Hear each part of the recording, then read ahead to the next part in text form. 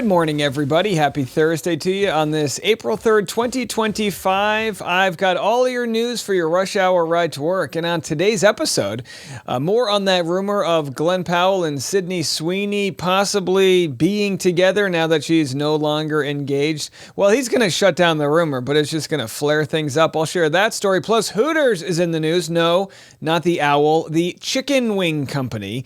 They're looking to maybe tone it down a little bit. And my response will be, why? So we'll share that. Plus Blake Lively and Ryan Reynolds update. We've got an update from Blake's legal team in response to the crisis PR company that wants to dismiss themselves. So tons to get into there. Also, the historic speech by Cory Booker, 25 hours long. Now some are saying, could this be the kickoff to a presidential campaign? Also, did Elon Musk Doge himself? That's right, he's exiting Doge. Was it through his own free will, or did he get axed? We'll have that. And tariff talk. That's right. Tariff is the word of the year. I'll share what tariffs are going on out there and why they put tariffs on a bunch of penguins. All those stories and more coming right now on The Rush. Well, if you know me over here at the Rush Hour Podcast, you know I like to find a good story and beat it into a pulp, and we're going to do that with Glenn Powell. He is shooting down rumors, or I should say playing coy about rumors that he's possibly canoodling with Sydney Sweeney. Let's see if there's any tell to his eyes. Maybe there's more to the story than what he's saying. Have a listen. Did anything happen this weekend? My little sister got married, yeah. Congratulations. I know. He's the best guy, and I gave a speech. I was just probably the lowest liability in the family. I'm like the master of ceremonies, I guess, of the wedding. Yeah. And the wedding caused a little bit of a stir. Did that surprise you? You know, I bet your sister timing is everything in this world, isn't it? Your sister was like, dude, I'm getting married. I'm the bride. Yeah, no, I mean, she and Sid are obviously great friends, and it was a hell of a wedding. You know, the Powells know how to do it right, and so all the people that love her were there. Good. So there it is. All the people that love her were there. Well, who was there the next day? Glenn, let us know. Come on, fill us in. All right, well, I guess we're not going to get that info, but life comes at you fast in our next story. Mark Ronson, the DJ, tore muscles moving DJ equipment, says he's now hospitalized. Well, if you've ever wondered how you can retire from being a DJ, it's when you tear muscles moving your DJ equipment. Look, it's a young man's game, right? You got to move a bunch. By the way, don't DJs just have a laptop? I mean, I'm not here to knock DJs for the work that they do, but don't you just press the play button? All right, don't come at me, DJs. I'm sorry. Don't spin a diss track on my ass. Whatever. Either way, yeah, that's a sign you're old. I literally sneezed the other day and hurt my back, so I'm not surprised. He's moving around DJ equipment, and next thing you know, he's you got to get a guy for that. You got to get Glenn Powell. Maybe he'll be your hype man or something. All right. Well, another love news, Jake Paul and his fiancée, Jutta Leerdam, says they're waiting to get married. She is a speed skater, but they will not be rushing to the altar. Did you see what I did there? Anyway, let's listen to what they had to say on the podcast talking about their plans moving forward. What's the timeline for y'all? Like, you have so much stuff coming up, obviously. Both of you guys, right? Like, yeah. you two got to win gold. I'm going for it. Do you have a timeline? Months. That year we're not gonna get married yet because I want to plan the wedding and is that the word? Yeah. Whoa, I have a mind fuck. I can't speak English anymore. You can. I love you. You're amazing. You can speak English. Thank you. By the way, kissing on a podcast might be the most unhinged thing ever. I don't know. It just annoys me. You'll never catch me. If my wife and I ever kiss each other on a podcast, please call us out. Either way, she's a supreme athlete, right? She's a world speed skating champion, and he beat up an old man, Mike Tyson. I mean, don't get me wrong, it was Mike Tyson, but still, I'm telling you right now, I love their reality show. Jake and Logan Paul have a reality show out. I've only seen the first episode, but either way, I think it's good content. I'm all in on the hype train here. In Dutch, actually. Yeah, all these actually people. do that. Ja. Oké. We'll translate it. Even rustig allemaal. Oké, nou. Dan volgend jaar, dan heb ik natuurlijk eerst Olympische Spelen. Het jaar daarna, dan gaan we trouwen. All right, so then she speaks in her native language. We don't know what she's saying. Hey, maybe that's the secret to love, right? Find a lady who doesn't speak English as her first language, and therefore, you could, whenever you get in a fight, oh, no, sorry, we don't say that way, or, oh, I didn't hear you. No, I'm listening. I just didn't understand your language. It's your native tongue, that's all. And the native tongue, by the way, wouldn't that be a good OnlyFans channel? It's the native tongue. All right, anyway, let's move it along. Speaking of which, we've got a Hooters update, and big story here coming out of Fox 2 Detroit, WJBK. You know me, I love Fox 2 Detroit, WJBK.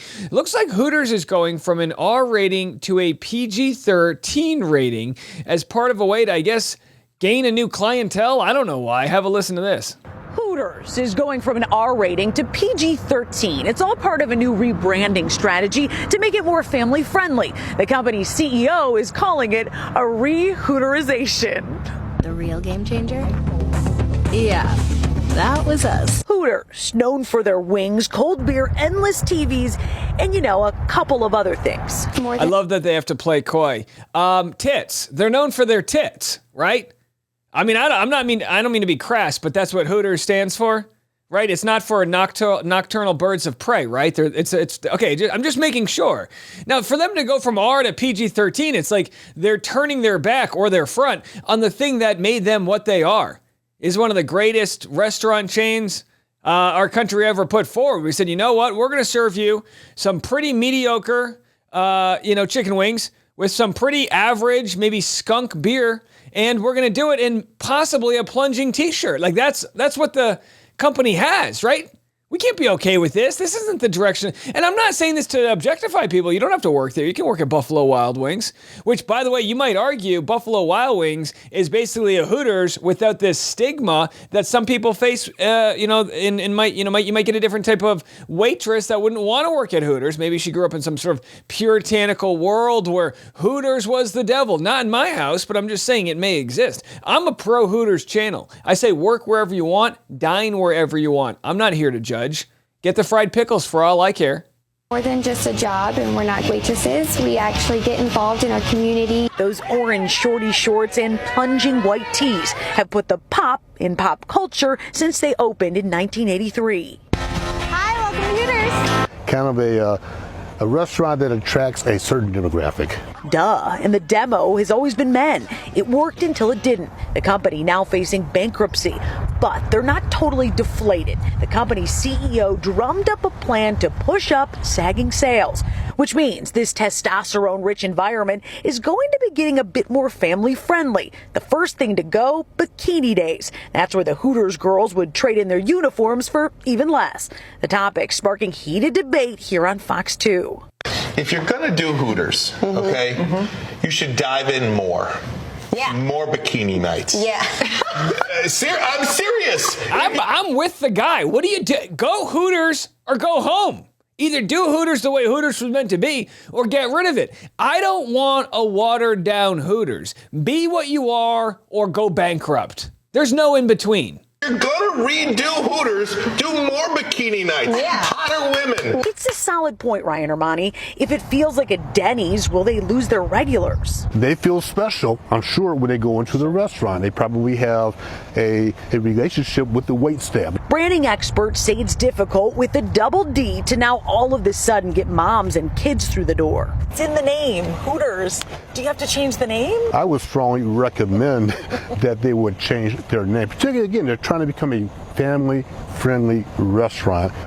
What? No, they're not an Applebee's. They're a Hooters. It's a play on words that's supposed to be an owl, but it's really boobs. Am I going crazy here? Like, do they not, like, what? You can't be everything. You need to niche down. You know? Anyway, okay, all right. At least the owl looks friendly. It's a cartoon owl, so there's that, I guess, at least. Maybe. Another proposed change is for the Hooters girls to greet women first to make them feel more comfortable. Let's hope for the employees at the 420 locations left that this rebranding isn't a huge bust. Oh, boy. I mean, how many puns do they have? It's with a double D, inflated, saggy, bust. All right, I get it. They're all just different ways to say tits without saying it. And that's the news for you. Now, listen, okay, do whatever. I'm going to give Hooters some free advice right now. Okay, this might sound, what I'm about to share might sound provocative. I think Hooters should cut a hole into the wall and open up a iced coffee drive-through. All right. I mean, listen, the beverage game is where they make all their money. So do morning coffee. People can drive by, say hello to Tiffany or Sparkles or the owl, the mascot, I don't care, and get them a good coffee. But here's the key. Make really good coffee, you know? Give them a couple of varieties on the type of coffee. You'll get that blue-collar crowd going to the office. Maybe ring them up as like, I don't know, Hooters lattes or whatever. I don't know. Sounds like a genius idea to me. I'd like free coffee for life. I think, I think you could do that, right? There's no zoning issues. They've already got the locations. Slap up a big Joe. America runs on Hooters. All right, just a thought. You can take that brand if you need it. All right, coming up next, we got the Blake Lively story. There's a lot to get into. We'll have that next. Well, Blake Lively's back. We went a few weeks with no court documents, and now they are flooding in, probably all week long. I might have to do a separate live stream to cover this, but this is Blake Lively's response to Jed Wallace's motion to dismiss. Jed Wallace was this guy out of Texas who runs this company that's supposed to bury people. They call him a hired gun, untraceable. His company, Street Relations, ended up suing Blake for defamation, saying, hey, you got us all wrong. We didn't even have to do anything. But I'm going to read for you just the first page of this 31-page response here where they're saying, no, Jed, you can't go back to Texas. We need you in New York for this trial. Here it is. Jed Wallace and his company, and again, this is the summation from Blake Lively's side. So they're seeing this as Jed Wallace is this big bad guy. Jed Wallace and his company, Street Relations, and together with Mr. Wallace, the Wallace parties, were the Covert Operatives in Justin Baldoni, Jamie Heath, and Steve Sarowitz's conspiracy to retaliate against plaintiff Blake Lively for speaking out about Mr. Baldoni and Mr. Heath's misconduct on the set of It Ends With Us. Mr. Wallace is a self-described hired gun who executes untraceable campaigns on social media platforms. In this case, despite Mr. Wallace's boast about his clandestine abilities, he and his company got caught, even without discovery. The facts available to Miss Lively already show that Mr. Wallace and Street Relations joined and actively participated in the conspiracy to bury Miss Lively and destroy her reputation in retaliation for speaking up about harassment. Their co-defendants' own text messages and emails included with Mr. Wallace confirm that the Wallace parties knowingly joined a conspiracy designed to harm Miss Lively, knew what the conspiracy was trying to accomplish, and helped that happen. The other co-conspirators could barely contain their glee at how successfully the Wallace parties executed the plan, patting themselves on the back about their amazing work. Defendants Melissa Nathan and Jennifer Abel celebrated the conspiracy's total success in achieving a shift on social, due largely to Jed and his team's effort to shift the narrative towards shining a spotlight on Blake and Ryan, instead of on Mr. Baldoni and Mr. Heath's misconduct. The Wallace party's efforts were so successful that Miss Nathan commented that the majority of socials are so pro-Justin, and I don't even agree with half of them, and added that it's actually sad because it just shows you how people really want to hate on women. Still, these were the efforts that Miss Nathan saw as a total success, as does Justin. When another woman came forward to describe similar misconduct she experienced at the hands of Mr. Baldoni, the co-conspirators turned on the Wallace parties, with Miss Abel reporting that we flagged to Jed and his team for more serious action on the social side. I tell you what, you hear from Blake's side and it sounds pretty juicy. If you're the judge and you don't know anything else, you'd say, well, I'd like to see the evidence. Now, me personally, What I would like is for everyone to be a part of this. I don't want anyone to be dismissed from this case. No, that's just me being the greedy gossip fiend that I am, where I think it's, interesting to see what they can come up with from discovery. But either way, they'll go through the arguments about why he thinks he shouldn't be there because he's based in Texas and all these different thoughts. But when it comes down to it, I'd like to know more about the Wallace kind of connection. I'd like to see the receipts of their sort of communication and what did they actually hire him for. He may show that he just helped maybe elevate stories about Blake Lively, not necessarily that smeared her, but just took the focus off of Blake. Again, we'll have to see how this all plays out. We really will. So I tell you what I'm going to do. Some people don't like the long conversation. It could take a while to get through. So I'm going to do a 1-hour live stream today where we cover this entirely. So make sure you're subscribed to the channel. If you would like to be a part of the live stream community, we'll go through this with a fine-tooth comb. And very soon we'll get a response from the judge. Again, these are the responses to Jed Wallace's motion to dismiss. And we've also got Baldoni's response to Ryan Reynolds' motion to dismiss. So I guess the Blake Lively one is next. And again, stick by. When that comes out, we'll break that story for you. All right, well, here's an interesting TikTok. Cory Booker had a historic 25-hour speech on the Senate floor, starting Monday at 7 p.m. and ending Tuesday, guess what, at 8 p.m. Good math, right? Or around then. Well, here's GOP pollster explaining how this historic speech may have catapulted Cory Booker into the limelight. He has run for president before, but is now the right time, the right place. Have a listen to this. And I want to emphasize what Cory Booker did over the last 24 hours may have changed the course of political history. I watched a lot of it. I listened to words. I listened to phrases, how he presents himself. Did he criticize Donald Trump? Of course he did. But he struck the kind of tone that grassroots Democrats are looking for.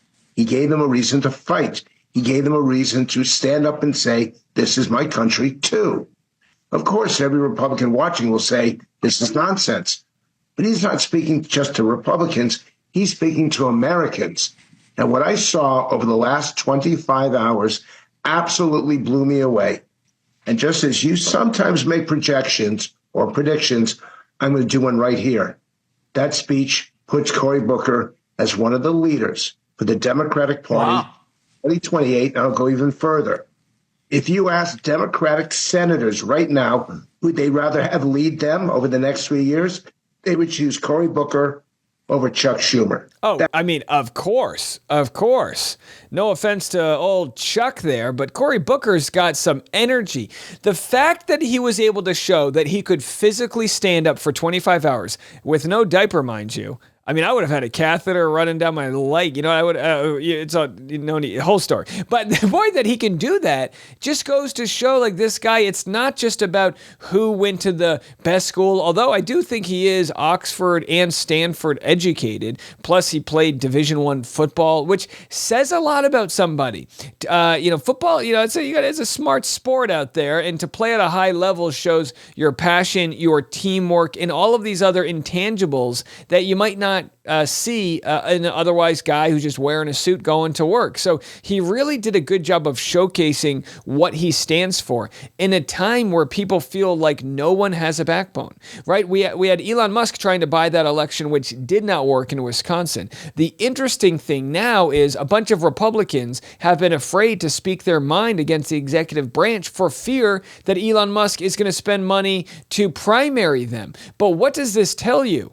If he can't win with all of the money he put into an election in Wisconsin, does his money even mean anything in some of these state elections? He's kind of like kryptonite right now. Does that mean more people will now begin to speak up? We'll have to see. We truly will have to see. Well, they're calling it a worse than worst case scenario, and that is the insane levels of tariffs that Trump has announced. These tariffs go into effect immediately, and they will be paid essentially by us, the Americans. They are a tax on whatever goods we decide to buy from other countries. And sometimes selective tariffs are good. If there's a competing product in the United States, better buy a US-made John Deere tractor than buying a tractor made in another country. Absolutely. But there's plenty of products ranging from our cell phones to others that aren't made in the United States. They won't be. So this added amount of money that the government will receive by instituting these tariffs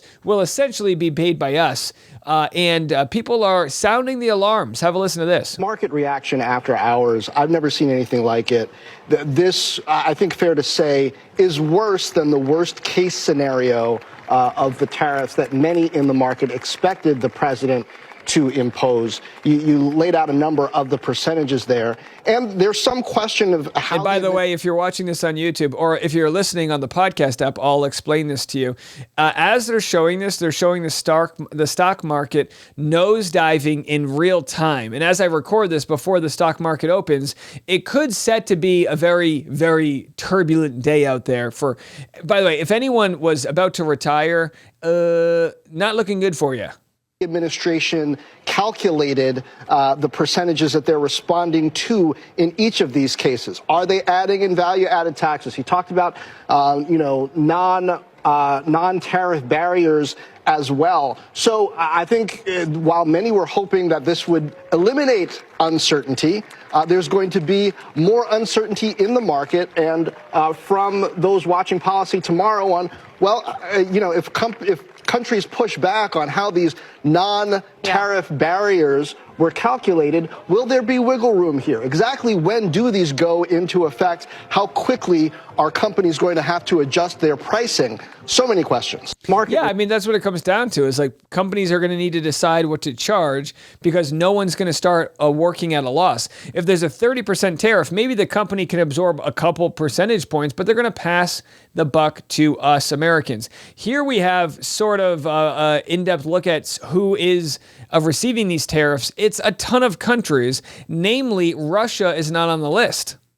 The nuts and bolts are really clear. A new minimum tariff of 10%, reciprocal tariffs on the Chinese of 34%, the EU 20%, the Japanese 24%. These are very large numbers in trade terms, horrific numbers. And what they're saying is these numbers, people were wondering, did he just pull these numbers out of his ass? Was he sitting at a Hooters waiting for his iced coffee? Like, what happened here?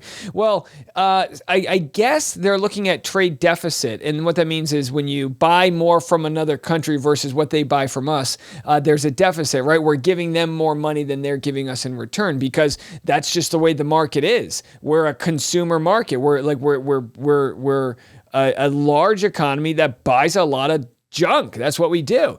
So they've altered the tariff to sort of, I guess, cover that trade deficit, which I think a lot of people are going, does he get how this works? This doesn't seem right. This can't last a long time. Like, this is going to be horrible for people. I mean, if this phone costs me $1,100 right now, and there's a 34% tariff on products from China, what is that? A $400 upcharge on this phone? I guess I better put another like screensaver on here. I can't break my phone. This is wild stuff. But what this is really going to is the US changing the terms of trade, saying to the rest of the world, we're no longer doing business like we used to. And the rest of the world has now got a really big decision. Do we say we're going to fight back? Or do they say, let's start negotiating and finding a common ground? Consumers are going to pay more. Importers won't know what to charge. Factories will somehow not know what to do. This is one extraordinary mess that's going to take many weeks, months, if not years to sort out. And by and large, there's no guarantee this is going to be successful. Yeah, I mean, that's what it comes down to. We had a rip-roaring economy. We had the best economy in the world. The stock market was as strong as it's ever been, and within 75 short days, we've kind of plummeted. We've plummeted a lot. Well, don't worry, though. We are going to be charging tariffs in, wait, what's this? Antarctica? Trump tariffs hit Antarctic islands inhabited by 0 humans and many penguins. The Heard and McDonald Islands are among the dozens of targets of President Donald Trump's latest round of tariffs, but they have no exports because no one lives there. Well, maybe this will encourage these penguins to get off their ass and do something. How about that trade deficit there, penguins? All right, either way, I mean, and by the way, penguins would be a great competitor to Hooters. You got Hooters based off of owls, and then you can have like Chip and Dale style penguins where they kind of dress like penguins, right? Shirtless men. Glenn Powell dressed like a penguin. All right, it's a thought, it's a callback. We're working, we're partying. Either way, it's chaos out there. And we're here to cover it. Is there a method behind the madness? Is there a genius plan? I don't know. I don't think so. I worry that, every time the economy has even a little bit of a downturn, there's people on the fritz. So if I could offer any sort of guidance or help to anyone out there, I would just say this, carry on. We're here. And, we're all in this together. Well, all of us except Elon Musk. 1 foot out the door. Elon's time at the White House is coming to an end. At least that's what President Trump is reportedly telling those closest to him. He told his inner circle and some members of his cabinet that Elon will soon be stepping back from his role as senior White House advisor, according to a report Wednesday from Politico, citing 3 anonymous Trump insiders. And of course, this job wasn't going to last forever. But boy, I mean, they didn't go after the Department of Defense, right? Like 50% of our budget is like the Department of Defense. Instead, they went after these programs where they could save a couple bucks here and there, right? USAID, the average family in the United States, like the average household, it only costs them $9 a year for the USAID. And you might say, why do we care about AIDS in Africa? Why do we? And it's like, well, because the last thing we need is a malaria outbreak to happen on one of these, penguin islands. And the next thing you know, some birds fly over. I don't know how it works. The butterfly effect. You have this giant ecosystem and you want to keep everything healthy and contained, or else shit can hit the fan when you get a little too cheap. And we'll have to see if that happens, right? We'll have to see what's going to go down next time there might be a natural disaster with FEMA. What government response are we going to have? The federal government is it does need help. It does need audits. Of course, it had the Inspector General, which I guess they got rid of, which covered the audits of these things. But where was the big savings from Doge? I know on paper it sounds great. No, we got rid of those transgendered plays they were doing in Brazil or whatever the heck they're saying. Okay, cool, fine. But we didn't really save any substantial amount of money. We're certainly not going to be getting Doge checks to us. So the collateral damage was, making a mockery of our country and making a mockery of a lot of good things that people have done in the past to build up these organizations. I get it. Some of them were bloated. I understand. But don't come at me with all of the savings if you're not going to come after the military-industrial complex. I'm sorry. Put that money from the savings back into Hooters and keep it rated R. That's my thoughts. All right, we'll be back with a live stream today to cover these new court documents. We'll see you then. I'm Dave Neal, and this is The Rush.